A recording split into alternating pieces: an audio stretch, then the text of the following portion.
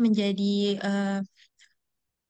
gitu ya, dan menjalankan segala eh, eh, bimbingannya gitu ya hingga akhir zaman. Amin ya rabbal alamin. Baiklah, bagaimana kabarnya teman-teman semuanya pada siang hari ini? Alhamdulillah. Semoga masih tetap semangat ya untuk menuntut ilmu di siang hari ini. Insya Allah kita akan bersama-sama ya kembali menuntut ilmu tentang pernikahan ya. Oke, baik sebelum dimulai, saya akan membacakan tata tertib untuk seminar kita pada siang hari ini. Yang pertama, peserta diperbolehkan masuk ke ruang Zoom meeting 15 menit sebelum acara dimulai. Kemudian peserta diwajibkan berpakaian rapi. Kemudian yang ketiga, peserta yang menggunakan laptop diharapkan menggunakan virtual background Zoom yang telah disediakan oleh panitia. Kemudian yang keempat, peserta diharapkan membuka kamera saat kegiatan sedang berlangsung. Yang kelima, peserta diwajibkan memute mic saat penyampaian materi. Yang keenam, peserta yang hendak bertanya diperbolehkan untuk raise hand ataupun menulis pertanyaannya di kolom chat. Dan yang terakhir, peserta yang bertanya dan dipanggil namanya oleh moderator baru diperbolehkan untuk membuka mic-nya.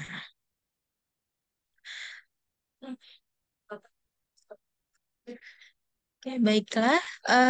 Selanjutnya, sebelum kita mulai ke materi, ada baiknya kita bersama-sama untuk membaca surat Al-Fatihah terlebih dahulu. Baik, dipersilahkan teman-teman semuanya. A'udzubillahi minasyaitonirrajim. Bismillahirrahmanirrahim. Alhamdulillahi rabbil alamin. Arrahmanirrahim. Maliki yaumiddin. Iyyaka na'budu wa iyyaka nasta'in. Ihdinas siratal mustaqim.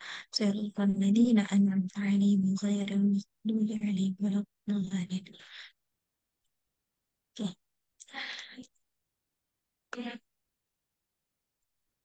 Baik. Oke, baik. Selanjutnya kita akan sama-sama ya bersiap-siap untuk mendengarkan materi dari Ustazah Sufi terlebih dahulu ya, Ustazah. Oke, baik. Diharapkan teman-teman sudah mempersiapkan mungkin alat tulisnya gitu ya untuk mencatat hal-hal yang penting dan juga mohon disimak dengan baik-baik apabila nanti ada pertanyaan, ada hal yang ingin ditanyakan gitu ya, bisa di kolom chat ataupun raise hand gitu ketika dipersilahkan oleh MC-nya. Baik, teman-teman semuanya, saya mau berikan kesempatan kepada Ustazah Sufi. Dipersilahkan. Baik, Bismillahirrahmanirrahim. Assalamualaikum warahmatullahi wabarakatuh. Alhamdulillah, alhamdulillahilladzi alafa bina qulubina fasbahna bi ni'mati ikhwana. Asyhadu an la ilaha illallah wahdahu la syarika lah wa asyhadu anna Muhammadan abduhu wa rasuluhu la nabiyya ba'du. Allahumma salli ala sayyidina Muhammad wa ala ali sayyidina Muhammad kama sallaita ala sayyidina Ibrahim wa ala ali sayyidina Ibrahim fil alamin innaka Hamidum Majid. ربي اشرح لي صدري ويسر لي أمري واحلل عقدة من لساني يفقهوا قولي ربنا زدنا علما نافعا وارزقنا فهما اللهم أرنا الحق حقا وارزقنا اتباعه وأرنا الباطل باطلا وارزقنا اجتنابه آمين. Alhamdulillah segala puji bagi Allah yang telah mengizinkan kita sehingga hari ini masih bisa belajar bersama. Semoga Allah ridho dengan apa yang kita lakukan hari ini. Enaknya minggu-minggu siang begini buat anak muda ngapain? Kinanti, siapa lagi? Anissa Zafira. Siapa lagi? Pesa, Hafiz Muhammad, Nike, Kevin. Enaknya minggu-minggu gini ngapain, nak? Enaknya mah kalau yang cowok enaknya main game kayaknya ya. Mabar. Apa kata anak saya mabar? Main game bareng. Kalau yang perempuan enaknya apa, nak? Drakoran. Oh, enggak lah ya. Ini anak-anak soleh-soleh lah insya Allah. Baik, tapi kemudian Alhamdulillah Allah izinkan kita, Allah beri hidayah kepada kita sehingga di tengah-tengah hari-hari libur, teman-teman malah berusaha fokus untuk talabul ilmi. pada sebuah fase kehidupan di mana kalian semua harus mempersiapkan sebuah episode penting di dalam hidup di masa yang akan datang, yaitu yang bernama pernikahan. Alhamdulillah, hari ini kita masuk ke materi ketiga, insya Allah ya. Materi ketiga ini kita akan berbicara tentang komunikasi. Teman-teman, tebak-tebakan kemarin udah saya sebutkan juga ya. Kata yang paling muncul di awal pernikahan apa? Ada yang tahu? Ternyata ya, Bu. Ternyata. Siapa yang jawab? Widih, Bu. Oh, Widi. Bu Widi udah punya buku saya belum, Bu Widi? Udah ya. Iya, kata yang paling sering muncul di dalam pernikahan nanti di awal itu kata ternyata. Ternyata dia tuh begini, ternyata rumah tangga tuh begini, ternyata punya istri tuh begini rasanya, ternyata punya suami tuh begini rasanya, ternyata sama mertua tuh begini, ternyata ipar, wah, ternyatanya banyak banget. Nah, karena ternyata itu nanti bisa diantisipasi oleh kita ya ketika kita sudah paham. Lalu bagaimana kita mengantisipasi hal-hal yang di luar dugaan itu. Teman-teman sekalian, kalau kita lihat surat An-Nisa ayat 1, kita lihat surat An-Nisa ayat 1, itu apa namanya kalau bahasa saya ya, di dalam Al-Quran itu, malah bunyi ayatnya. Di dalam Al-Quran itu, Allah memberikan isyarat kepada kita. Mohon izin untuk share screen ya. Oke. Mari kita lihat surat An-Nisa ayat 1. A'udzubillahiminasyaitonirrajim. Allah berfirman di surat ini, Masya Allah. Ayat 2, ayat 1. Ketika Allah katakan, Ya ayuhan nas, ittaqu rabbakumul ladzi khalaqakum min nafsin wahidah, wa khalaqa minha zawjaha, wa batha minhuma rijalan kasiran wa nisaan.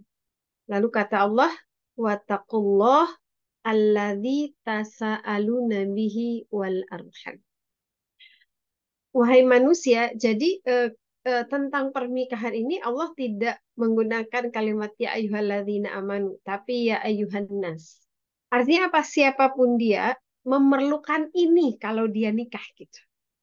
Kalau ya ayyuhalladzina amanu itu biasanya seruan yang memprasyaratkan keimanan. Yang memprasyaratkan keimanan baru orang kemudian akan ngeh dengan seruan itu. Tapi kalau ya ayuhanas itu semuanya. Perintahnya apa? Ittaqu rabbakum, bertakwalah kamu kepada Rabb kalian yang menciptakan, yang menghidupkan, yang mematikan, yang memberi rezeki, yang mengawasi, yang menjaga, itu konotasi Rabb.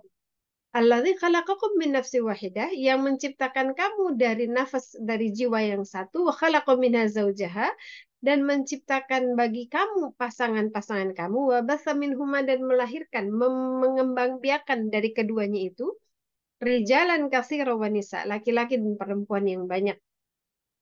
Wattaqullah, maka bertakwalah kepada Allah. Ketika tadi tuh sudah ada pasangan, sudah punya anak, wattaqullah, maka bertakwalah kepada Allah. Nah, kalau tadi wattaqu rabbakum, Allah dalam konotasi Rob, yang ini Allah dengan sebutan Allah ilahun kata dasarnya. Bertakwalah kepada ilah kamu yang Allah itu tasa'alu nabihi, yang kita dengan nama Allah itu, atas nama Allah itu kita saling meminta bihi, dengan ketakwaan itu, wal arham, dan kita apa wal arham, saling menyambung hubungan silaturahim, hubungan kasih sayang. Silaturahim atau silaturahmi? Yang betul silaturahim atau silaturahmi? Hmm? Silaturahim ya, Bu. Yang lain? Tapi mau pakai ini. Silaturahim atau silaturahmi? Ayo, yang jawab. Hah? Silaturahim atau silaturahmi? Kalau dalam konteks ayat ini. Bentar. Yang jawab silaturahim siapa?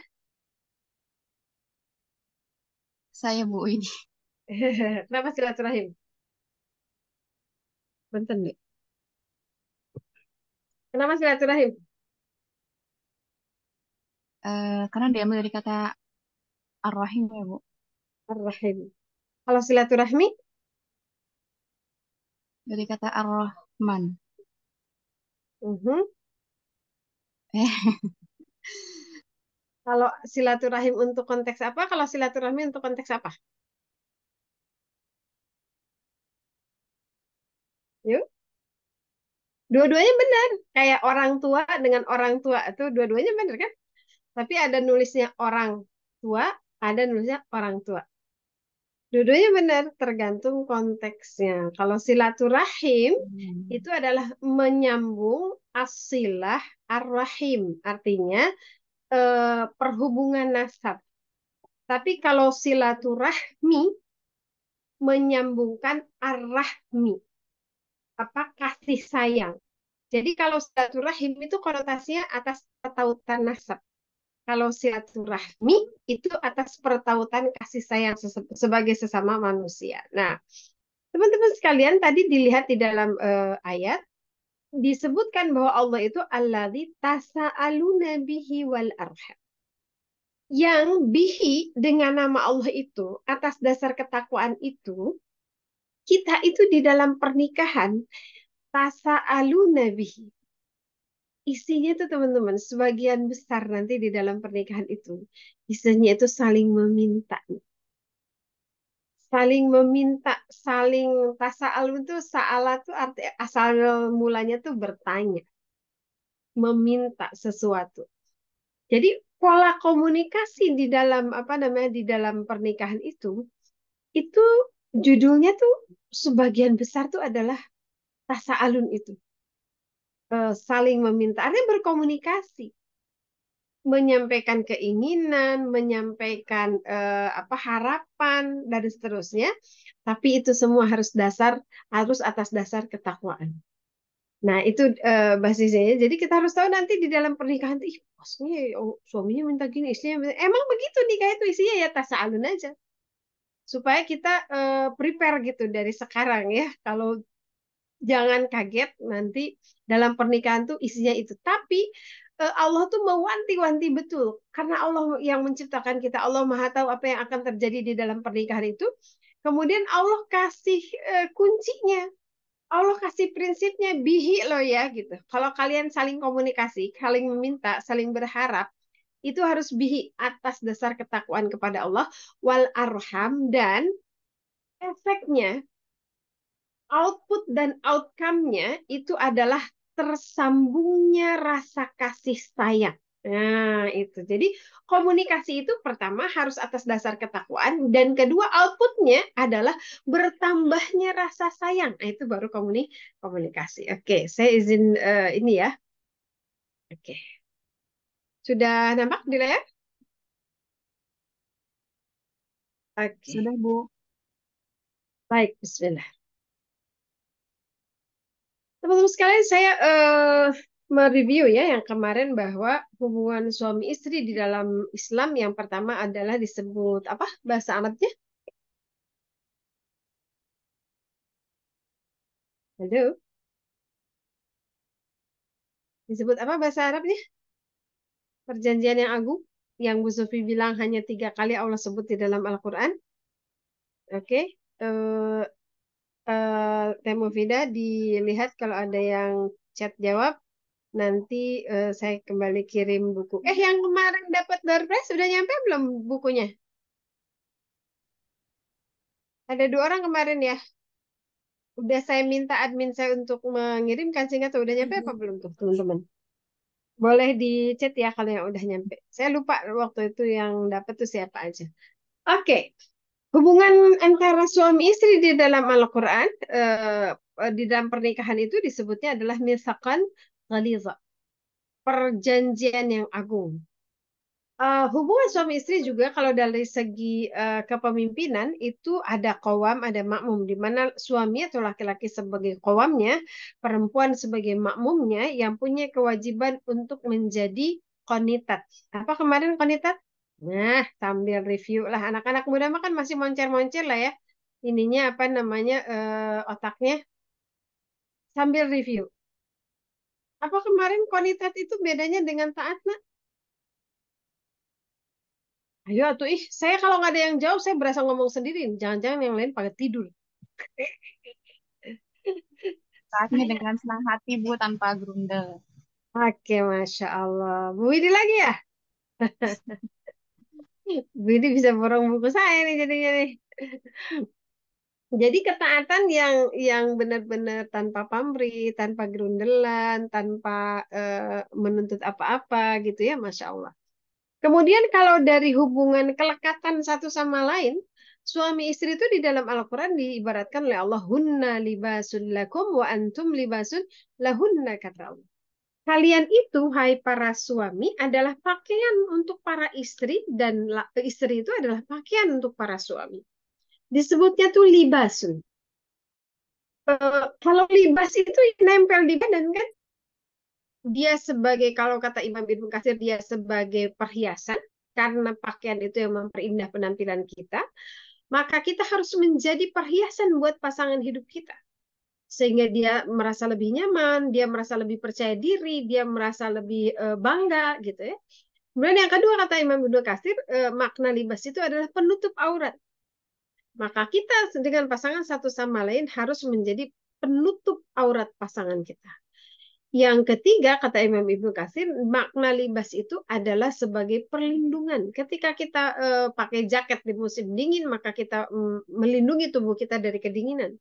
Ketika kita menggunakan pakaian yang apa namanya nyaman, ketika musim panas, kita melindungi dari terik matahari. Jadi itu makna libas dari segi kelekatan nih hubungan suami istri. Ini apa nih pola hubungan ini harus difahami betul ya teman-teman sekalian ya kalau nanti di dalam pernikahan.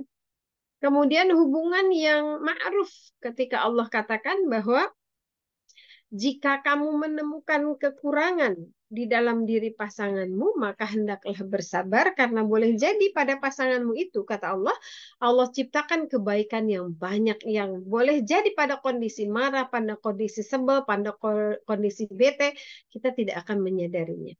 Maka kata Allah, wa'asiruhunna bil ma'ruf. Perlakukan pasangan kamu itu dengan ma'ruf. Kemarin saya sudah contohkan ma'ruf itu seperti apa. Intinya adalah ma'ruf itu kalau kita lakukan tuh secara syariat benar, Allahnya ridho dengan kita, orang yang menerimanya merasa senang. Kemudian masyarakat yang memperhatikan, menilai juga tidak menilai itu sebagai sebuah keburukan. Itu pengertian ma'ruf. Kemudian dari segi kepuasan, Allah Subhanahu wa taala menyebutkan bahwa dalam Al-Qur'an ayat 223 bahwa istri-istri kalian itu adalah ladang dari kalian untuk bersenang-senang. Jadi dalam hubungan suami istri itu ada korelasi korelasi untuk saling memberikan kepuasan, saling memberikan kesenangan karena itu adalah fitrah kemanusiaan. Itu adalah fitrah manusia yang tidak bisa dihindari.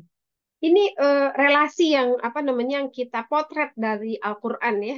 Apa sih suami istri itu hubungannya harus seperti apa? Harus seperti ini. Dia harus menjadi apa namanya?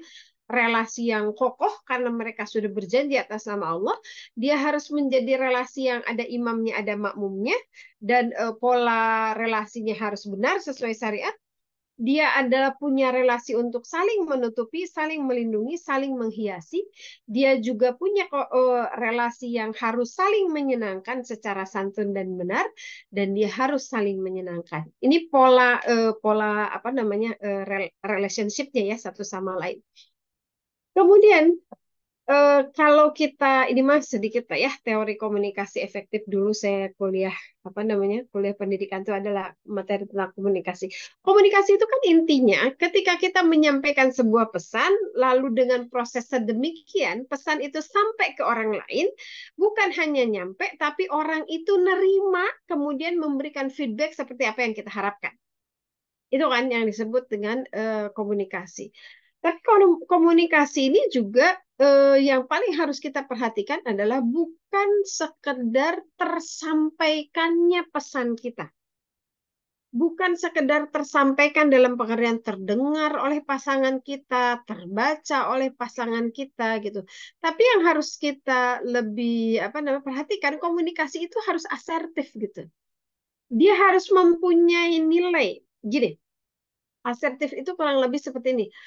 Kalau kita menyampaikan sesuatu yang kita inginkan, yang kita rasakan, yang kita harapkan, dan dipikirkan kepada orang lain dengan tetap menjaga dan menghargai hak-hak perasaan pihak lain tanpa bermaksud menyerang orang lain. Ini komunikasi yang harus kita bangun gitu ya. Jadi ketika kita menyampaikan tuh bukan sekedar tersampaikan, tapi kira-kira orang lain tersinggung nggak ya gitu.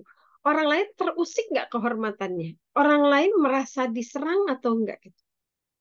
Jadi orang-orang yang melakukan komunikasi asertif itu adalah orang-orang yang dia bisa sih berkata tidak bisa. Dia tidak kemudian memasung dirinya daripada yang lain nggak enak. Udahlah saya mah nggak usah ngomong aja gitu. Daripada daripada saya ngomong nanti malah ribut, eh, udah mendingan saya nggak ngomong. Nggak begitu. Orang yang asertif itu dia bisa ngomong enggak, jangan, nggak mau gitu. Eh, tapi dia juga mampu meminta pertolongan, dia mampu mengekspresikan perasaan positif dan negatifnya secara wajar. Jadi bukan berarti orang yang asertif itu orang yang iya iya aja, pokoknya gimana caranya orang lain tuh nyaman, enak gitu. Dia bisa melakukan penolakan, bahkan mungkin penegasian dari sebuah keadaan, tapi dia melakukannya dengan cara yang wajar. Perilaku asertif ini adalah juga perilaku individu untuk mengungkapkan keinginan, kebutuhan, pikiran, perasaan, harapan, pendapat secara tegas dan jujur, tapi eh, apa ya, tidak melanggar hak orang lain gitu. Istri tuh boleh aja mengungkapkan pendapatnya, tapi yang harus dijaga adalah jangan sampai melanggar hak suami. Suami boleh mengatur karena memang dia qawwam, tapi jangan sampai membuat istri menjadi seperti tidak berarti di dalam rumah tangga. Ini komunikasi asertif. Ini ada ini ya, apa namanya? Ada pelatihannya khusus lah kalau teman-teman mau lebih detail ya. Pelatihan apa namanya? Komunikasi asertif itu seperti apa? Cuman ini gambarnya begitu. Jadi artinya pesannya sampai, prosesnya baik sehingga ketika pesan itu tersampaikan, kitanya puas, orang lainnya paham, tapi kemudian tidak ada multiplier efek negatifnya gitu. Jadi bisa jadi mungkin istri menyampaikannya kepada suami, suami akhirnya menerima, tapi kemudian itu menjadi dalam tanda kutip menjadi trauma sepanjang pernikahannya gitu, bisa jadi, bisa jadi. Suami juga bisa jadi seperti itu. Oke, pokoknya saya pengen gini, gini, gini, gini. Istrinya ngerti, istrinya melakukan, tapi misalnya istrinya berpikir eh, dan ternyata itu menjadi toksik sepanjang pernikahannya, itu bukan komunikasi asertif. Nah, teman-teman sekalian, di dalam pernikahan inilah yang salah satu yang menjadi landasan fondasi kita dalam berkomunikasi. Ini surat An-Nisa ayat 19. Ini dalil bil ma'rif. Ya ayyuhalladzina amanu la yahillu lakum an tarisun nisaa karha. Karha itu apa ya? Karha itu eh kayak ilustrasinya tuh. Kalau sesuatu membuat kita payah, jadi nggak boleh mempusakai perempuan dengan jalan paksa. Ini tuh asbabun nuzulnya, kalau tidak salah ayat ini. Jadi di zaman dulu, sebelum Islam turun, di zaman jahiliyah itu, kalau misalnya ada orang suaminya meninggal, maka si perempuan itu boleh langsung diambil alih oleh siapa saja yang menang dalam kompetisi dalam tanda kutip. Sehingga bisa jadi kemudian dinikahi oleh apa mantan mertuanya, oleh kakak iparnya, oleh adik iparnya, pokoknya si perempuan itu harus mau. Itu asbabun nuzulnya. Tapi kemudian walaupun asbabun nuzulnya seperti itu, value yang kita dapatkan dari ayat ini adalah tidak boleh membuat wanita itu menjadi tidak nyaman. Jangan kamu menyusahkan mereka, kata Allah. Wala ta'dhuluhunna litadhhabu bi ba'di ma ataitumuhunna. Karena hendaknya kita mengambil kembali kalau mereka tidak mengambil kembali sebagian dari apa yang telah diberikan kepadanya itu mahar, terkecuali bila mereka melakukan pekerjaan keji yang nyata. Jadi kalau seorang laki-laki sudah memberikan mahar kepada perempuan, maka nggak boleh tuh diambil. Kecuali kalau perempuan itu melakukan apa namanya fahisyah mubina, yaitu zina, maka boleh diambil kembali. Lalu kata Allah, wa asiruhunna bil ma'ruf. Maka pergaulilah mereka, yaitu hunna para istri-istrimu, secara ma'ruf. Kemarin saya sudah jelaskan pengertian ma'ruf ya. Dia bukan hanya benar, tapi dilakukan secara santun, secara menyenangkan, sesuai situasi, sesuai kondisi, sesuai adat, sehingga orang yang melihat kita dalam melakukan ketaatan itu merasa senang. Fa'in karihtumuhunna fa'asa an takrahu syai'an. Dan kalau kamu melihat sesuatu yang tidak disukai pada pasangan, kata Allah, ini Allah tuh tahu betul ya, ya Allah yang menciptakan kita, bahwa someday itu kita akan ketemu dengan sesuatu yang kita nggak suka. Mungkin di awal pernikahan, ketika kita ketika kita menikah atau sebelum menikah lah ya, kita akan melihat yang baik-baiknya aja gitu. Makin lama kita menjalani pernikahan, makin dalam kita memasuki kehidupan kepribadian, isi hati dan pikiran pasangan kita, makin ketemu tuh jelek-jeleknya gitu. Allah tahu betul, maka kemudian Allah kasih guidance-nya. Kalau kamu melihat sesuatu yang tidak kamu sukai pada pasanganmu, kata Allah, maka ingatlah, bersabarlah, karena boleh jadi pada pasanganmu yang kita melihat keburukan itu, Allah telah menyediakan sesuatu, kata Allah, wa yaj'alallahu fihi khairan katsiran.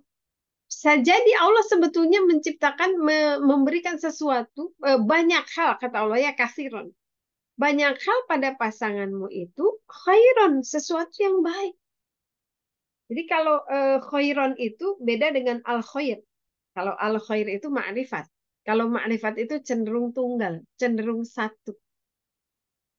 Kalau khairon itu nakiroh. Nakiroh itu artinya apa? Ya bisa jadi unlimited gitu. Konotasinya banyak. Konotasinya itu tak terbatas kalau khairon itu. Nah, maka eh, rumusnya dari Allah, bersabar. Kok mana Bu Sufi nggak ada kata sabarnya? Fa'asa antakrahu syai'an. Itu tidak ada kata sabar, nggak ada kata fasbir atau wastobir di situ. Nah, kata guru saya, kenapa ini nggak dicantumkan kata sabarnya? Kalau teman-teman lihat di terjemahan, kan ada kata kurung aja ya. Maka bersabarlah gitu kan. Jadi itu mafhumnya gitu. Mafhumnya ketika ada, ini kan gini, eh, ini kekurangan.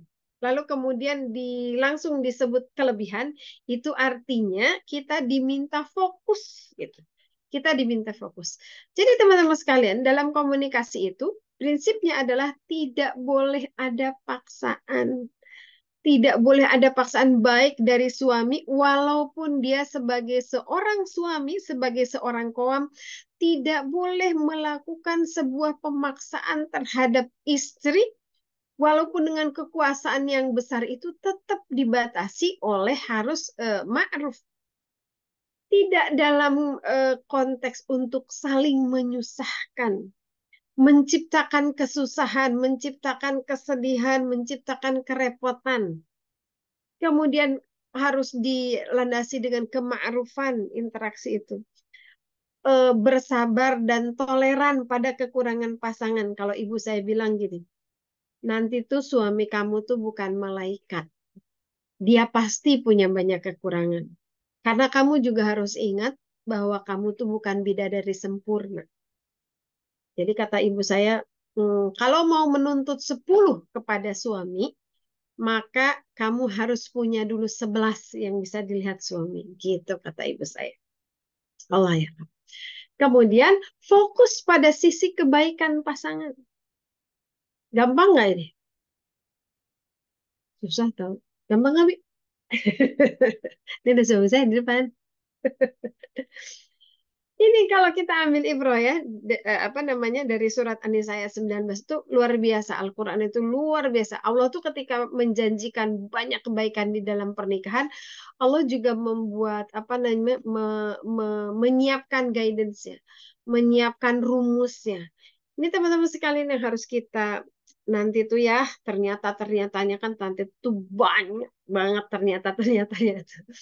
Dan kalau kita lagi sebel, kita lagi marah, kita lagi bete, maka setan tuh akan ngomporin kita, akan manas-manasin kita, maka eh, apa yang tadinya kelihatan semanis gula itu bisa menjadi sepahit empedu gitu. Yang tadinya seindah surga bisa terasa sedahsyat neraka gitu.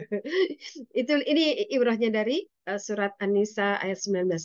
Teman-teman, kalau di tengah-tengah penjelasan saya, teman-teman ada yang mau bertanya, ada yang mau nyelang, boleh ya? Silahkan ya, ditulis di chat supaya nggak lupa.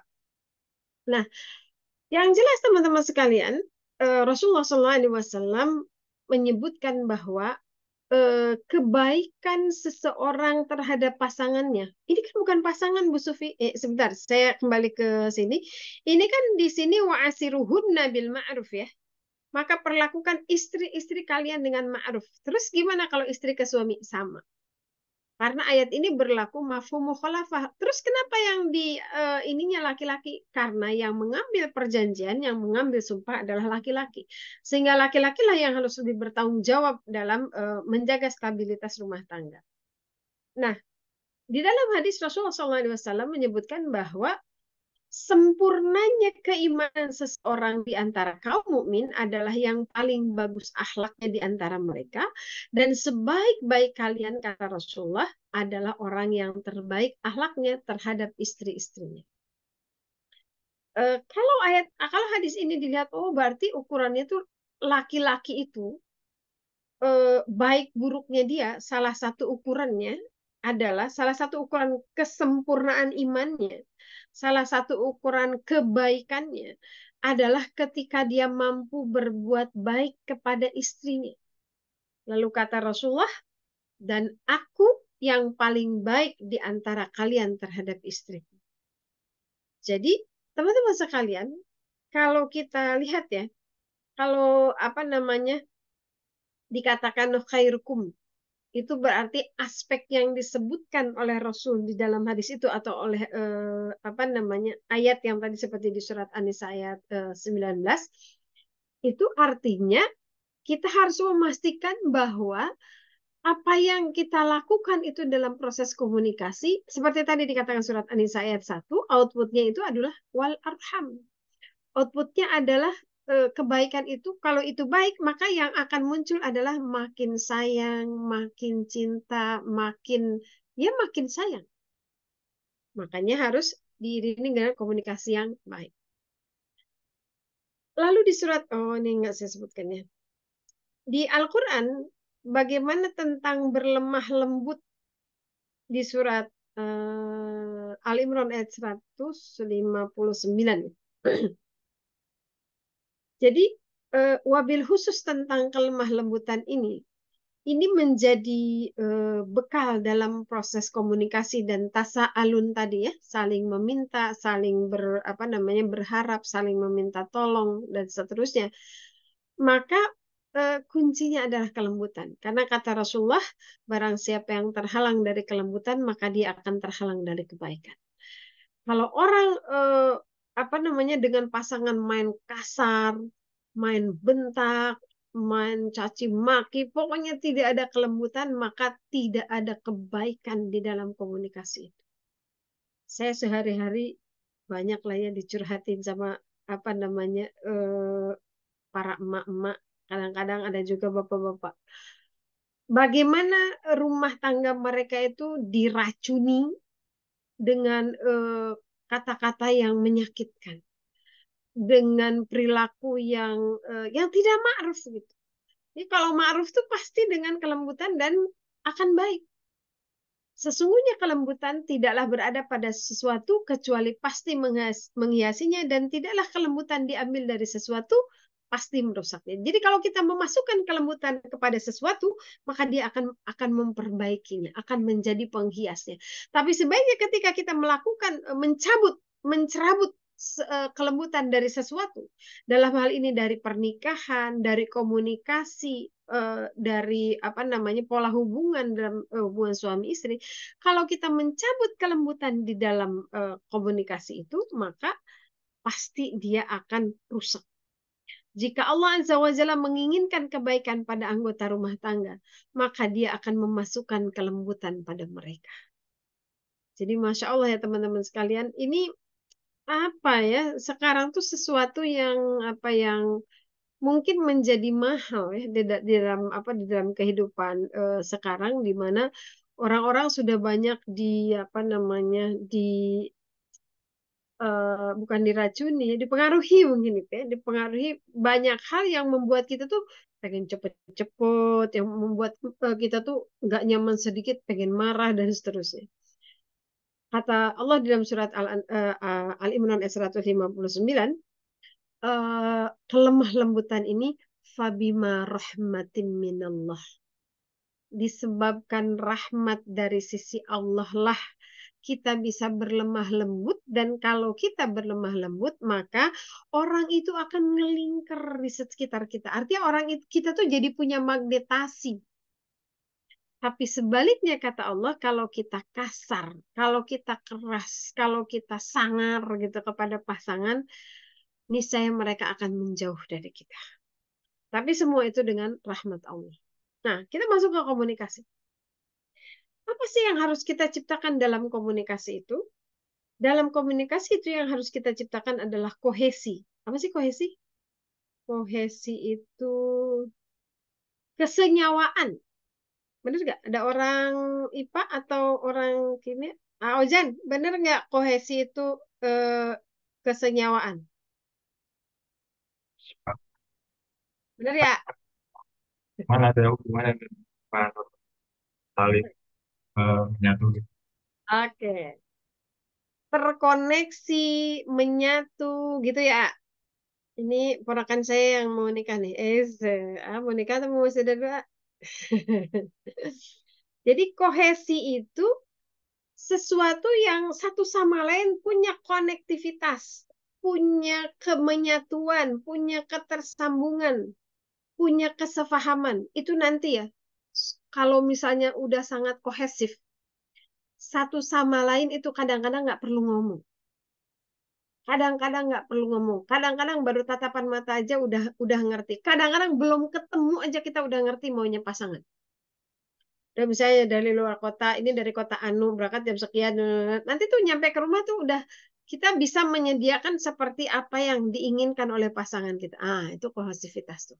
Kalau udah seperti itu udah nyambung. Eh, Oke, terima kasih Rangga. Keserasian katanya. Jadi kohesi itu nanti akan ya udah serasi aja, mana-mana saling ini gitu. Itu komunikasi. Memahami karakter pasangan masing-masing, karena kalau kita tidak memahami karakter masing-masing, kita akan salah interpretasi. Yang satu misalnya orang Sunda gitu, yang satu orang Batak misalnya gitu. Kalau orang Sunda nggak memahami kultur Batak, mereka biasa dengan nada tinggi. Saya pernah ada temen orang Indonesia Timur lah ya, suami istri, terus istrinya lagi sama saya, terus dia nelpon suaminya. "Halo." Saya bengong, saya nelpon, bentar ya suami saya nelpon. Pas saya dengar nelponnya, ya Allah Robi. Kalau orang Sunda itu bahasa orang udah mau cerai kali gitu. Tapi mereka asik-asik aja karena menurut mereka ya itu biasa aja. Kalau tidak saling memahami karakter pasangan, background keluarganya seperti apa, kultur sukunya seperti apa, dia dibesarkan dalam suasana seperti apa, kita tidak paham itu, maka akan sangat mungkin muncul banyak miskomunikasi nanti di dalam rumah tangga. Kemudian kita harus memahami dalam tanda kutip ya, memahami aturan komunikasi, karena aturan komunikasi ini tidak baku ya. Ada yang baku, ada yang tidak baku. Yang bakunya ya standar lah gitu, aturan standar. Tapi ada juga yang tidak baku ketika itu difahami sebagai kesepakatan unik di setiap keluarga masing-masing, di setiap pasangan satu sama lain mungkin bisa jadi berbeda. Oke, ini dalam berkomunikasi kita harus menciptakan kohesi, memahami karakter pasangan, apalagi untuk teman-teman yang apa namanya baru mengenal pasangan itu secara lebih dekat di pernikahan gitu ya. Itu kan perlu butuh ngobrol panjang, perlu scanning yang mendalam ketika kita ingin memahami karakter pasangan. Kalau nggak ngobrol, nggak akan bisa. Bagaimana menciptakan kohesi itu? Eh, ini kemarin kan saya udah sebutkan ya 5 tahapan apa namanya 5 tahapan apa sampai true love itu sampai cinta sejati. Salah satunya itu adalah ketika kita mulai mengenal, mulai memahami. Oh iya, kebiasaan suami saya tuh begini. Oh, buat dia tuh segini tuh ngeselin. Oh, buat dia tuh segini tuh nyenengin dan seterusnya. Itu makin kita itemnya makin banyak yang kita kenali, makin banyak yang kita mengerti, yang kita pahami, maka proses untuk menciptakan kohesi itu lebih mudah, lebih mudah. Tapi kalau kita tidak membuka diri untuk menyelami pasangan kita, untuk memahami atau mentransfer informasi kepada pasangan kita. Sayang, aku tuh kebiasaannya gini-gini, ini kalau kamu nggak suka, tolong bilang ya. Ini ada backsound.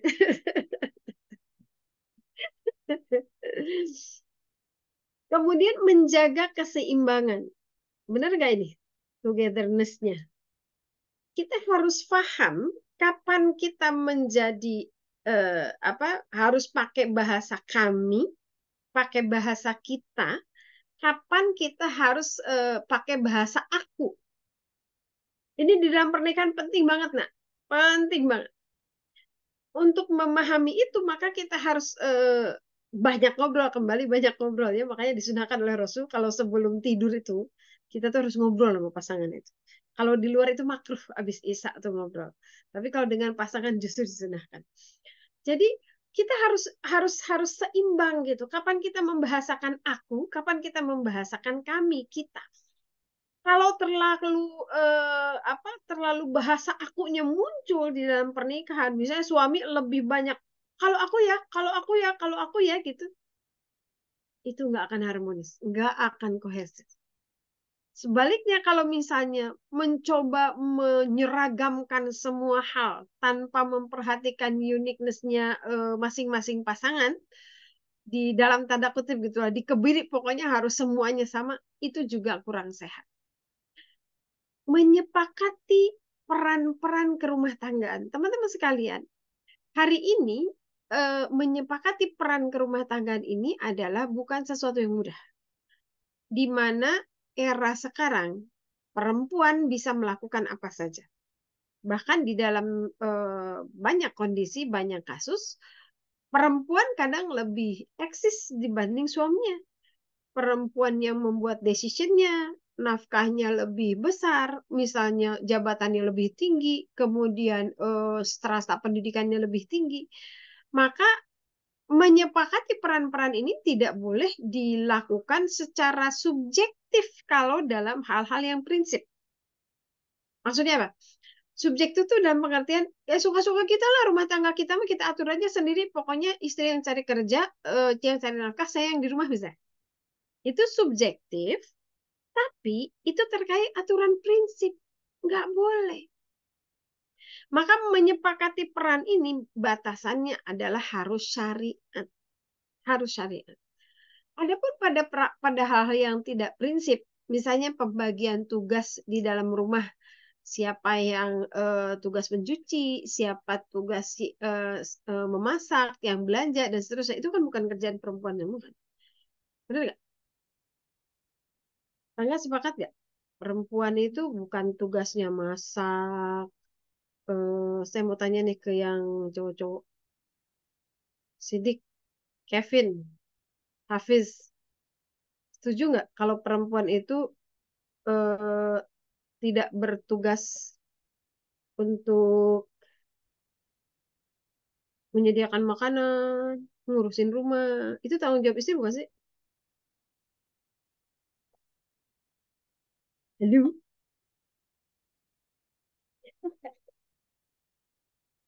Kalau berdasarkan surat Al-Baqarah, masak itu tugas perempuan.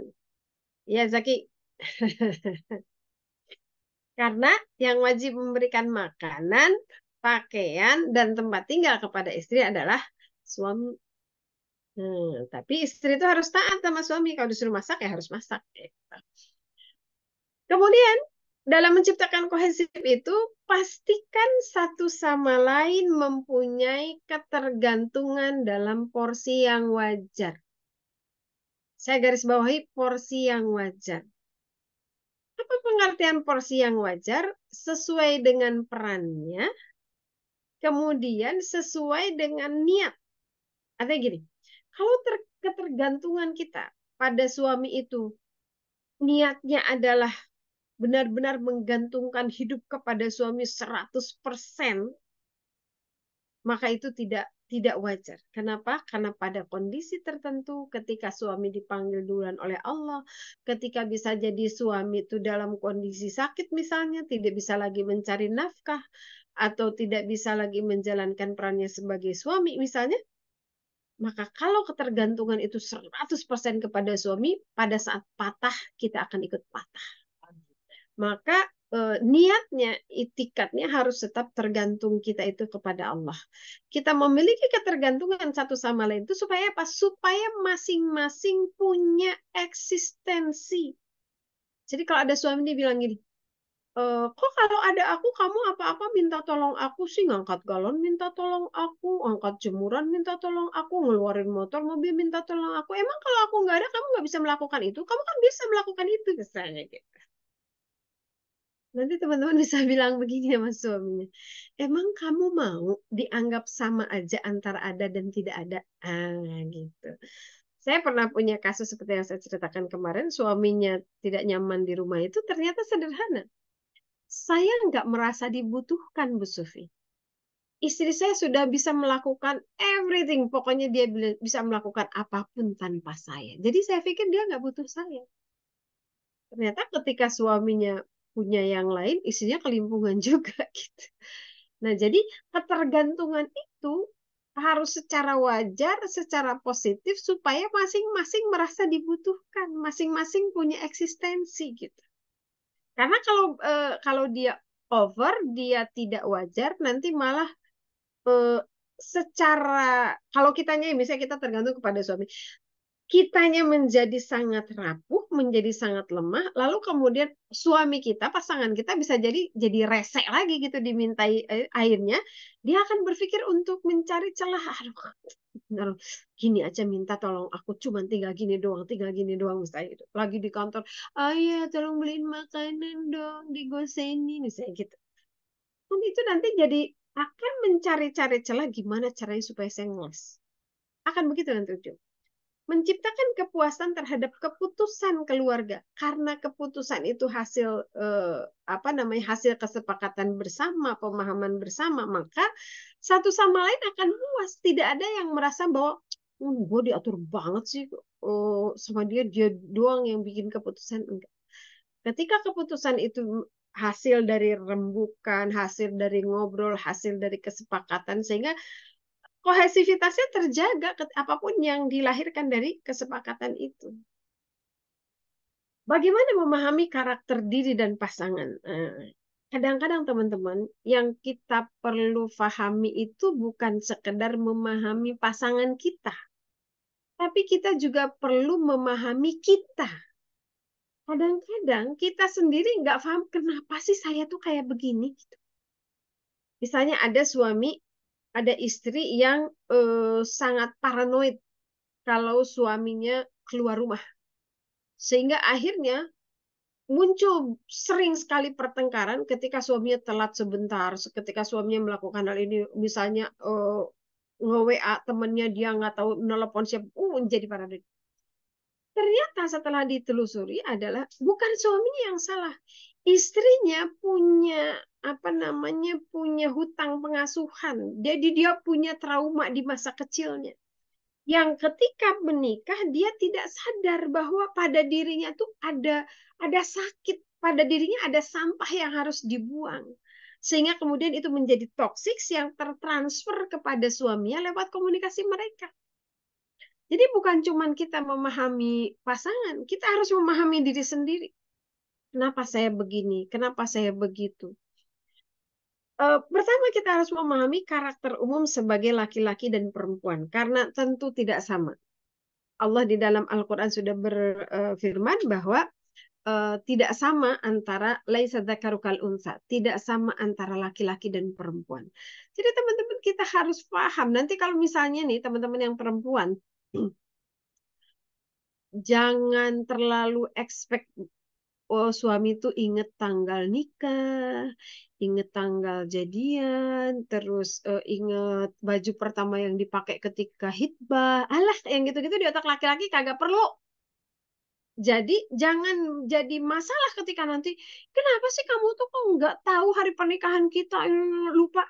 Kita nggak usah menyebut itu sebagai masalah, karena itu bukan masalah. Dia punya karakter gitu karena dia laki-laki. Atau misalnya gini, apa ya yang khas dari laki-laki itu ya satu order satu perintah ya satu satu apa namanya satu pesan ya satu aksi gitu. Misalnya disuruh keluar, eh, tolong buangin sampah, ya udah buang sampah aja. Padahal di sebelahnya misalnya ada dus-dus yang harus dibuang juga, tapi di otak laki-laki itu bukan sampah karena bukan di keranjang sama, bisa jadi itu nggak dibuang. Atau nanti misalnya kalau kita perempuan itu kan butuh bahasanya 21.000 ya kata per hari. Kalau laki-laki itu paling top tuh 7.000. Jadi kalau di kantornya dia udah rapat, dia udah presentasi laporan, dia udah ngatur ini itu udah habis 7.000, nyampe ke rumah diem aja bisa jadi udah habis 7.000-nya. Jadi kita nggak akan bikin ribut. Kenapa sih mama diam aja kamu aku ngomong nggak direspon bla bla bla bla. Oh mungkin dia udah rapat udah bisa jadi. Atau sebaliknya nanti kalau teman-teman Ikhwan pas udah nikah, kenapa ya Bu Sufi istri saya tuh bawel banget, ngomongnya panjang banget, saya nanya sedikit jawabannya banyak banget. Dia perempuan, Nak. Kalau laki-laki melihat sesuatu itu fokus, jangan salahkan kalau perempuan. Pak antar yuk kemana? Ke minimarket beli apa? Beli sabun. Nanti pulangnya jadi sabun, jadi odol, jadi kecap, jadi kapas, jadi apa segala macam tuh jangan heran. Karena apa? Karena perempuan cara berpikirnya begitu dia apa namanya? Jadi kalau laki-laki itu begini, kalau perempuan tuh gini, lebih wide. Tapi itu adalah efek dari kemampuan perempuan mengerjakan sesuatu secara paralel.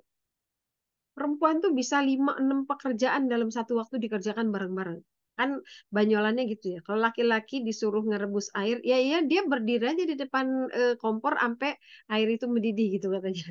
Kalau perempuan masak air sambil nunggu mendidih, dia bisa nyalain setrikaan, dia bisa mesin cuci, dia bisa sambil ini itu gitu. Itu karakter laki-laki dan perempuan. Saya mencari buku psikologi laki-laki. Nah, ini Zaki Australia bukan ya? Ada nggak Zak buku psikologi laki-laki? Saya kok susah ya nyarinya. Kalau psikologi perempuan tuh banyak. Kalau psikologi laki-laki tuh sedikit. Sehingga ketika saya membahas tentang apa namanya, oh bukan, sorry Zak. Soalnya ada juga ponakan Bu Sufi di Australia namanya Muhammad Zaki tapi bukan Zaki Muhammad. Jadi eh, psikologi laki-laki nih ya. Salah satunya misalnya, nanti teman-teman di usia 35 tahun ke atas, usia 40 tahun lah pada umumnya, 40 tahun ke atas, laki-laki itu akan menghadapi fase andropause. Orang-orang semua mengenalnya tentang menopause. Perempuan tuh berhenti haid, menopause, nanti jadi sensi, jadi gini, bla bla bla bla bla gitu kan. Tapi ternyata banyak banget orang perempuan dan laki-laki yang nggak ngerti bahwa secara psikologis, secara biologis, nanti laki-laki itu ada di fase andropause. di mana hormon progesteron dia naik, hormon testosteron dia turun. Sehingga di usia 40 tahun ke atas, laki-laki itu lebih baperan, lebih kepoan, lebih melo, lebih unlogic.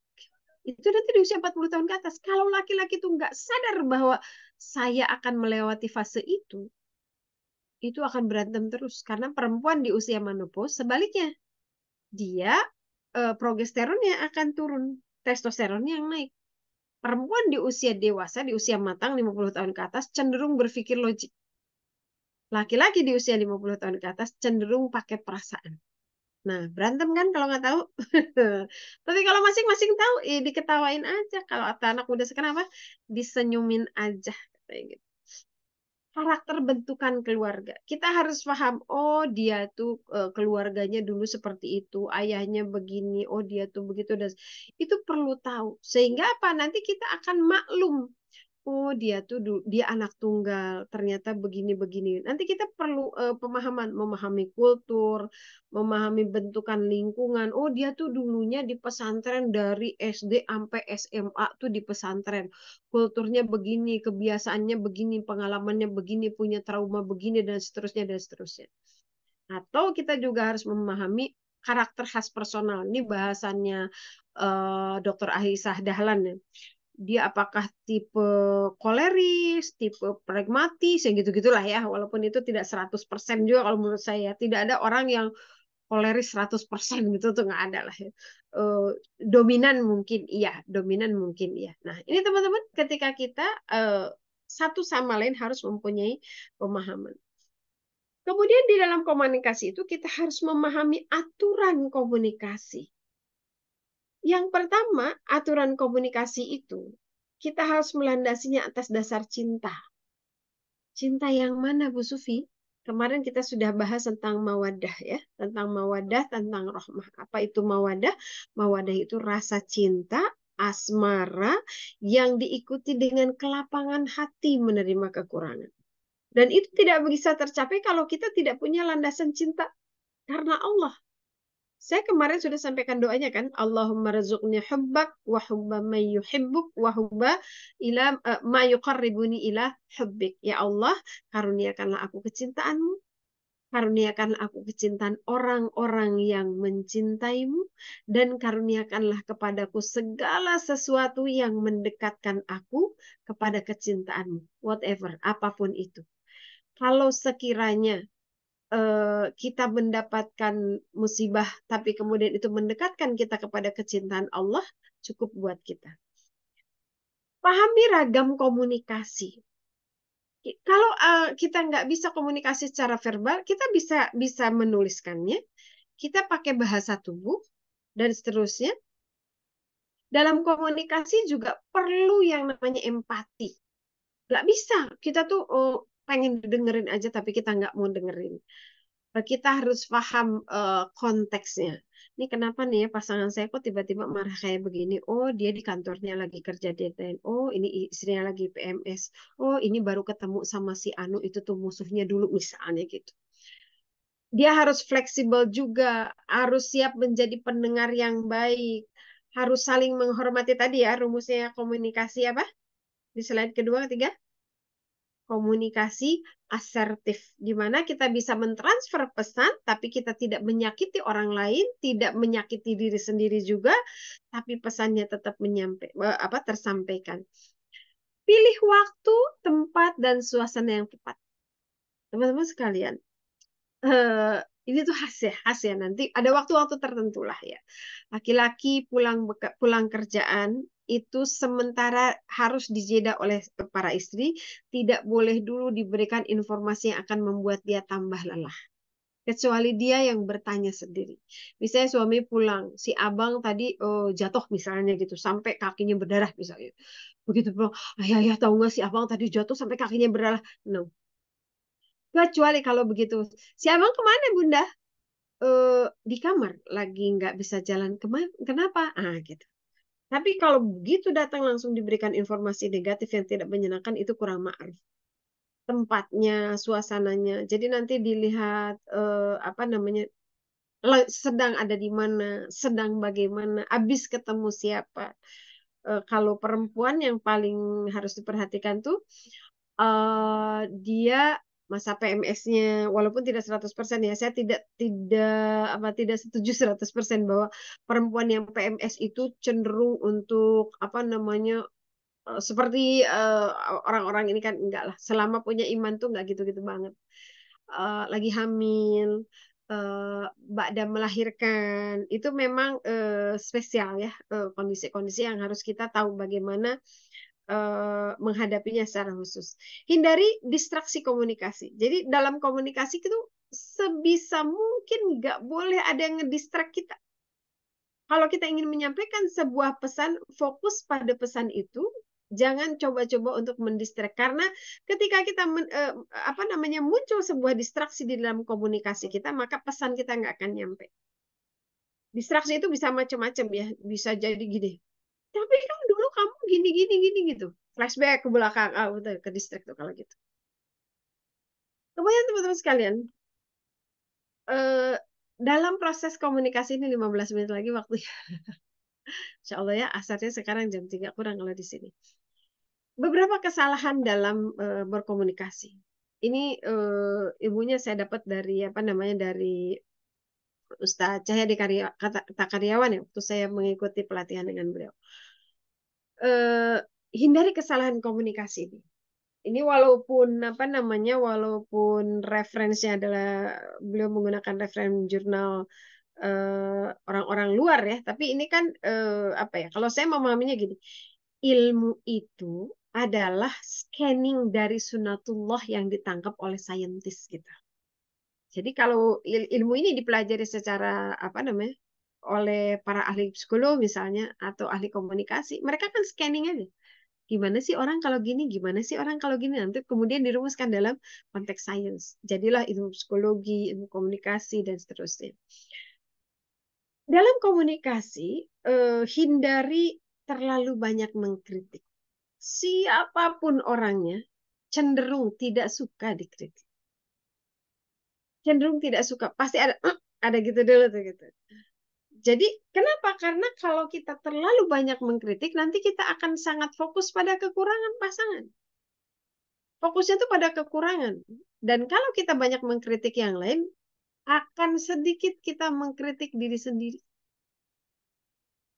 Gimana solusinya? Gunakan kalau kita mau menyampaikan kritik, bukan berarti kita nggak boleh mengkritik pasangan ya, bukan berarti kita apa namanya menutup mata atau menutup telinga kalau pasangan kita mengkritik, enggak. Artinya ini harus hati-hati. Kalaupun kita mau memberikan masukan, memberikan kritikan kepada pasangan itu harus hati-hati. Apalagi istri kepada suami. Suami itu hampir sebagian besar tuh sangat tidak mau dikritisi. Itu adalah multiplier effect dari peran kekawaman dia. Laki-laki itu cenderung ya karakternya memang fitrahnya sebagai kawam, sebagai leader. Dan kalau leader tuh cenderung nggak mau dikritisi karena dia merasa saya udah benar gitu. Jadi kalaupun mau itu cari tempat yang pas, konteks yang pas. Kalaupun nggak lewat mulut kita, kira-kira pasnya lewat siapa gitu ya. Gunakan permulaan yang lembut, tepat, dan fokus pada kebaikan pasangan. Supaya apa? Supaya kebaikan yang ada pada dia tuh lebih baik lagi gitu. Nah ini dituliskan kayak gini. Misalnya pasangan kita bangunnya kesiangan. Sayang, aku tuh kayaknya lebih nyaman deh kalau kita bangunnya bareng-bareng pas sholat subuh gitu. Walaupun kita nggak bilang, kenapa sih kamu bangunnya siang melulu gitu. Pengennya kan ngomong gitu. Tapi kan kita inginnya dia bangunnya pagi. Bukan menunjukkan bahwa kamu tuh salah karena kamu bangunnya selalu siang. Kita bukan menunjukin itu kan. Kalau landasannya karena cinta dalam komunikasi, maka yang kita inginkan adalah kebaikan dalam pasangan kita. Kamu tidak pernah jujur padaku. Kita bisa mengatakan nih, aku bahagia banget kalau kamu bisa menyampaikan apa adanya. Insya Allah aku siap apapun yang kamu katakan misalnya gitu. Jadi ya itulah berimbang kalau kita punya di otak itu punya 10 10 daya untuk mengkritik. Kalau kita keluarkan 7 ke orang, maka cuma 3 yang kita untuk mengkritik diri sendiri. Hindari banyak mencela. Mencela ini pasti menyakitkan ya, baik secara verbal atau dengan ekspresi merendahkan dan seterusnya. Disuguhin makanan sama istrinya misalnya sayur asem. Ketika makan sayur asem, terus dia bilang yang paling enak tuh sayur asem tuh di rumah makan Anu gitu. Itu kan secara tidak langsung sebetulnya bilang sayur asem kamu tuh nggak enak banget ya gitu. Jadi itu mencela itu saya teringat Rasulullah SAW. Masya Allah. Suatu ketika Rasulullah SAW di rumah Aisyah radhiyallahu an ada tamunya Rasulullah, para sahabat. Lalu kemudian Aisyah ini kan masih sangat muda dinikahi oleh Rasulullah SAW. Dia secara kematangannya kan belum teruji lah. Dia tidak menyuguhi tamunya itu dengan hidangan. Nah, sementara Ummu Salamah adalah istri Rasul yang sudah sangat senior, sudah punya anak, sudah usianya sudah sepuh, sehingga sense untuk melayani tamu, menghormati tamu itu lebih tajam gitu.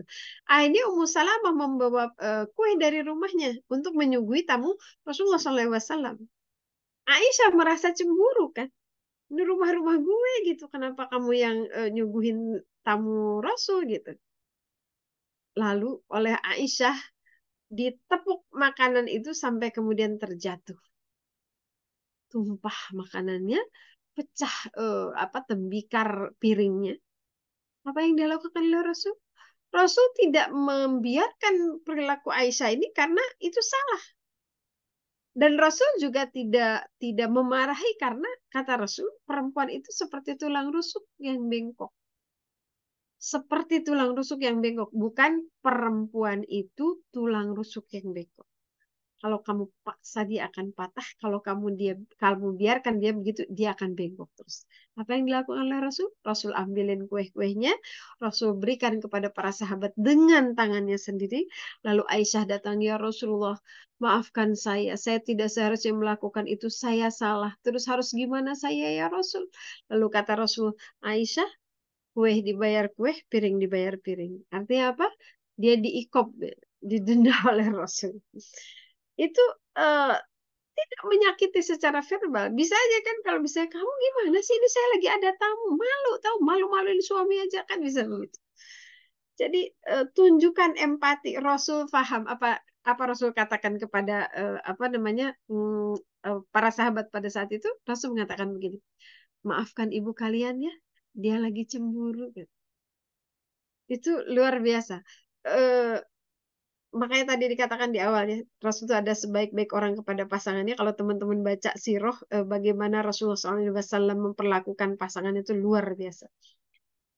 Ini beberapa contoh ya yang karena seperti saya katakan kemarin ya, bahwa nanti pasangan kita tuh akan banyak kita temukan yang under ekspektasi banget. Mungkin kita kebayangnya dulu ketemunya di kampus, dia pakai gamis, kerudungnya besar, cantik, anggun, kemayu, bla bla bla bla gitu. Pas udah nikah, ternyata kok gini juga. Nah itu kalau kita nggak siap dengan itu, dengan bagaimana kita mengkomunikasikannya, itu akan jadi masalah. Oke. Kemudian berikutnya teman-teman sekalian, apa yang harus dihindari dalam komunikasi? Jangan melakukan pembelaan diri yang over, kemudian kita cenderung menyalahkan pasangan. Kalau kita terlalu sering menyalahkan pasangan, nanti ujung-ujungnya kita akan lari dari kenyataan, lari dari masalah, lalu kita bilang, biarkan waktu yang menyelesaikan. Nggak bisa.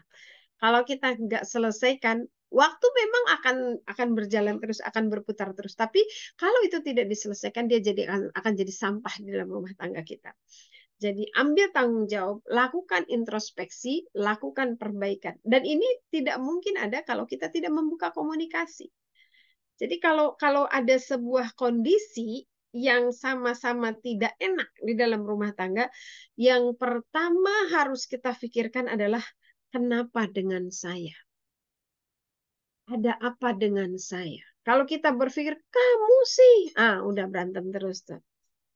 Jangan pula di dalam komunikasi itu membangun benteng yang apa namanya, yang membatasi lah.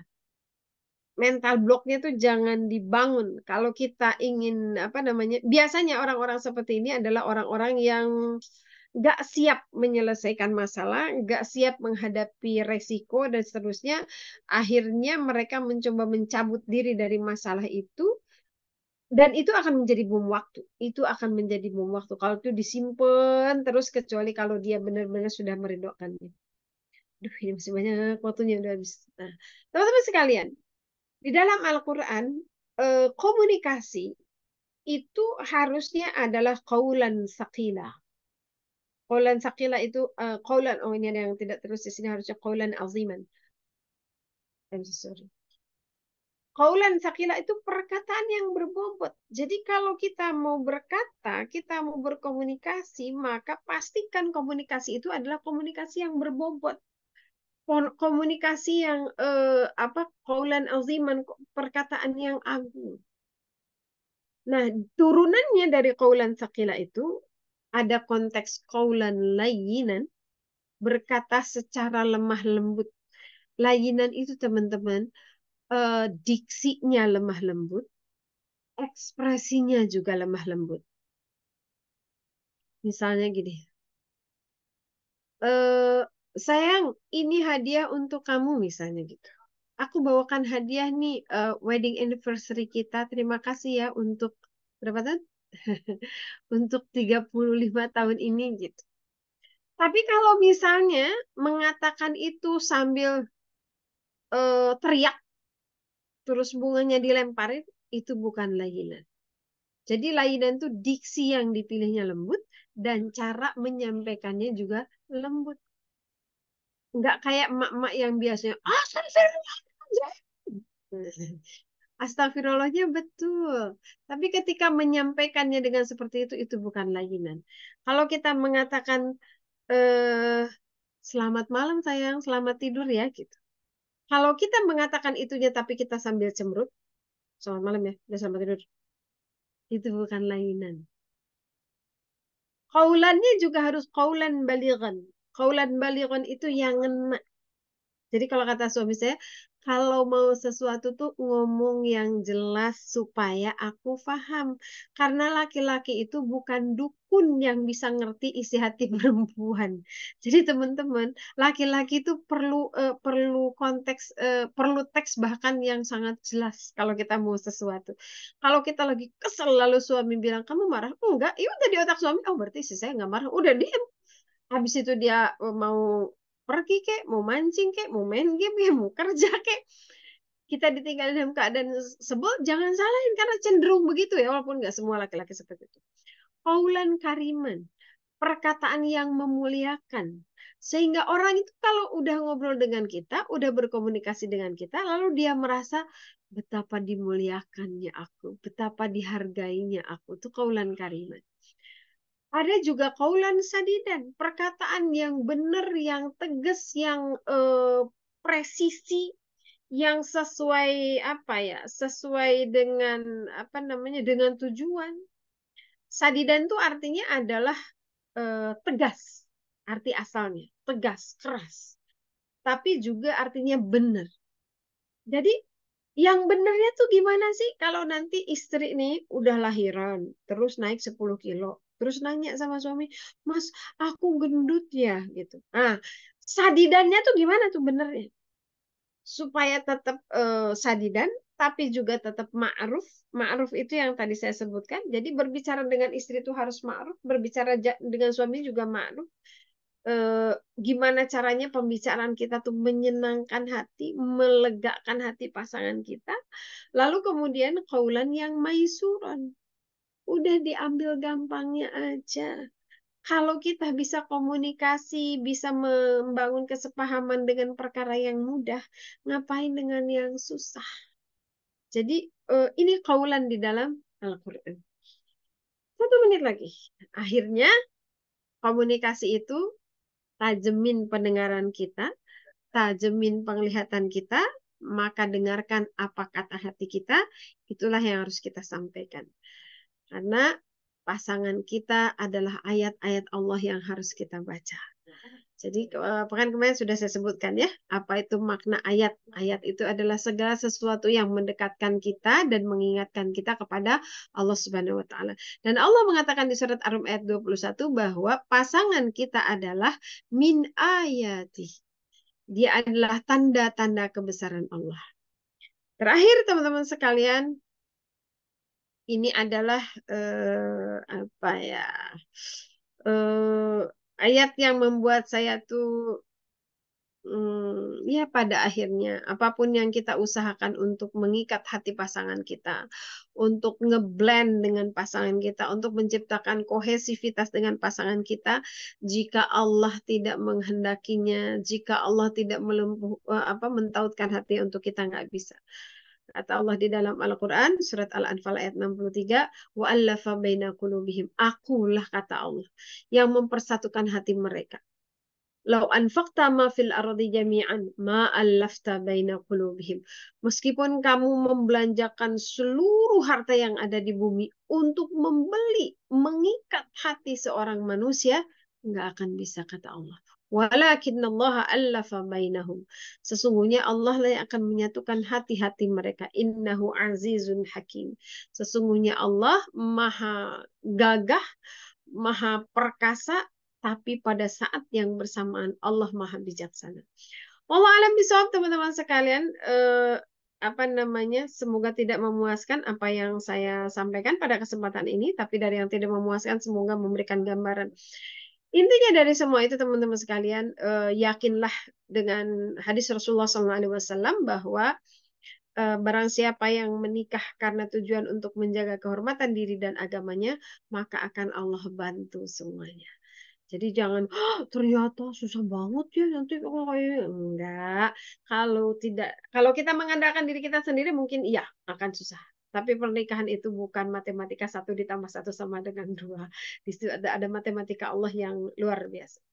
Baik, untuk sementara itu Mbak Mufidah saya kembalikan. Kalau masih ada sesi Ya, tanya jawab.